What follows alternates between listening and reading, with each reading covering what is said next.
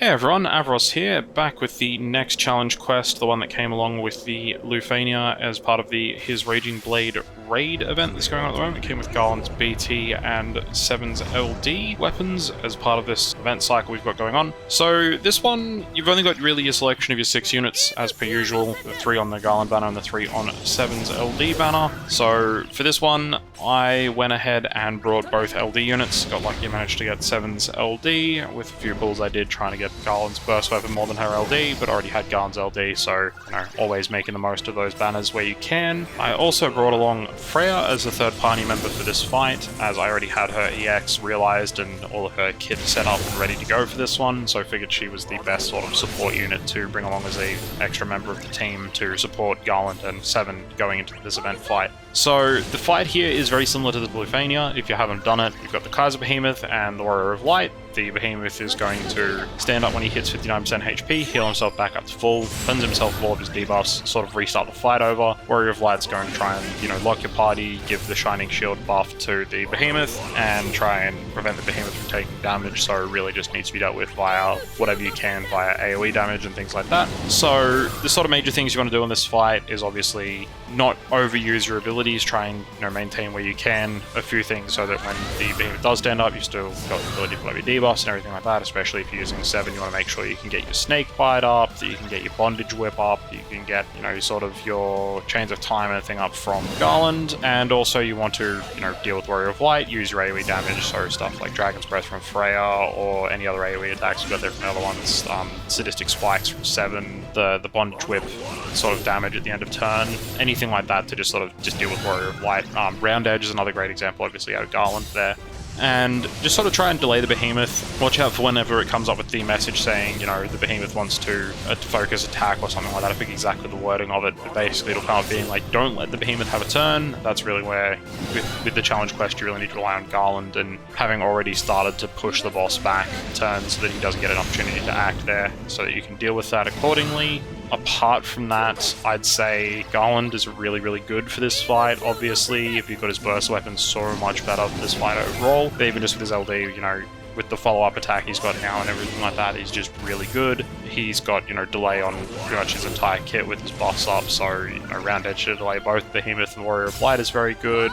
Your Soul of Chaos there, where you can just to delay just the Behemoth if it's the only one up. Make the most of those delay chances. 7, you want to keep Bondage Whip up, keep your Snake Bite up, use stuff like your Elemental Slash on the Behemoth with the Snake Bite debuff on it. Use her LD if you've got it to get the Snake Bite debuff back up quickly after he stands up. And use Freya, obviously, for her healing and everything like that, and just try and make the most of what you can do there. And Dragon's Breath for AoE, the EX to get your additional AoE up if you need to on the Warrior of Light. Otherwise, yeah, just use your abilities, delay the boss as much as you can, watch out for its retaliation attacks, and bring along some really good call units. So, because everyone in my party's a lady, obviously you got the opportunity to bring 3 calls, and everyone should be level 80 out of the challenge quest, full 6 of them that you've got to have the ability to go up to level 80 now, I believe. So I brought Jack, because along with the delays out of Garland and your summon phase, you can get a lot of damage out of his LD call as per usual. Aranea as another great call unit to get the Vital Crusher debuff up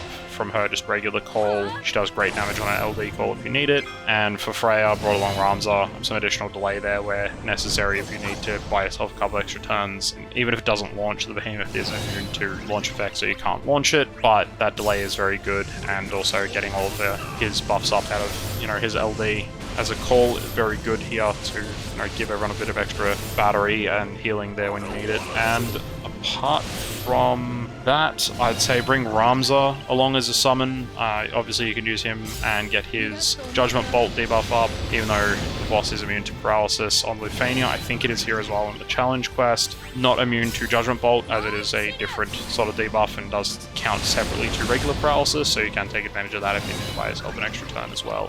But that's all I really have to cover off on this one. If you've got any questions or want to talk about any sort of variations of the party, any other units you might be able to bring out of the 6 available, feel free to leave them down in the comments below. I'll definitely see them and we can have a discussion about that. Otherwise, thank you for watching the video and have a good day.